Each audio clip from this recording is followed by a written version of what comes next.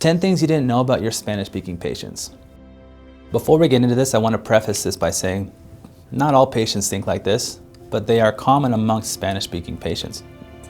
This is more of a generalization and not a stereotype, because these are real-life scenarios, concerns shared with me by patients from over a decade of interpreting. Number one, doctors are right up there with God. Do not ask questions, just do what they say. This may be why your providers don't get many questions asked, or why the patients don't understand which medications they're taking, the dosages they're taking, because they've been raised to believe that the doctor has their best interest at heart. Just do what the doctor says. This is the person who went to medical school, right? So why are you questioning them? It doesn't matter what they say to take, just take it. Number two, a medication regimen prescribed by a doctor is more of a guideline.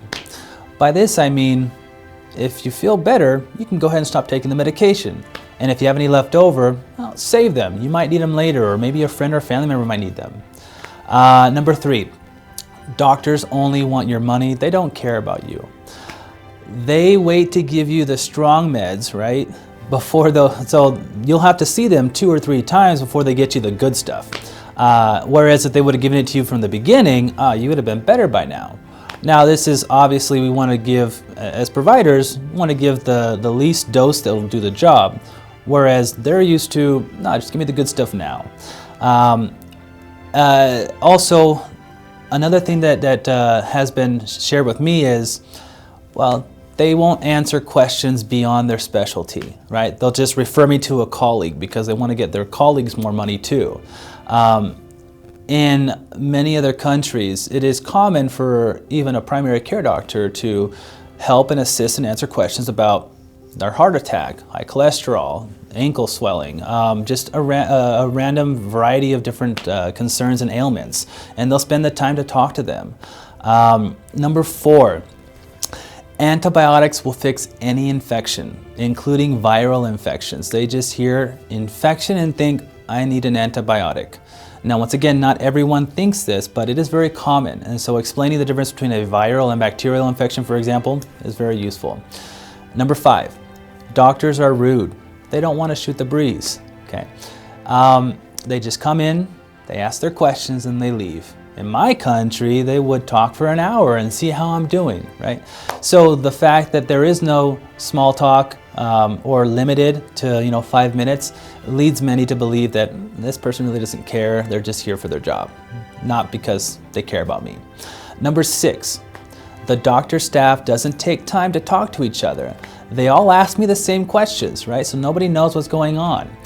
Now, sure, notes are being put in the system and shared with the next person, and you ask similar questions so that you can maybe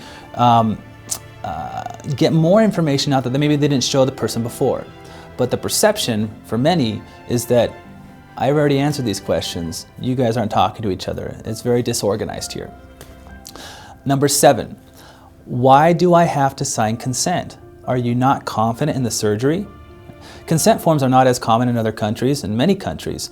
And so if I have to sign a consent all of a sudden, that means that, okay, he's trying to protect himself or herself as a surgeon. Something's gonna go bad and they're gonna say, that's not my fault. You said you understood, right? So you don't have your best interest at heart. You're not confident in your surgery. Number eight, why are you having me sign advanced directives? Am I going to die? Okay.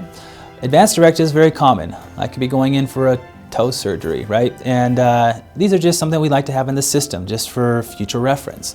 But when a patient is being asked this specifically right now, what's going on? What are you not telling me? Okay. Number nine, big medical decisions need to be made as a family unit. This is very common. If there's a big decision to make, surgery, or do I not do surgery? Do I try to do something else, medication? Well, I'm gonna wait till my family comes here. We gotta wait till my brother-in-law comes. He's in Idaho. He'll be here in 2 days, right? I'll wait for him.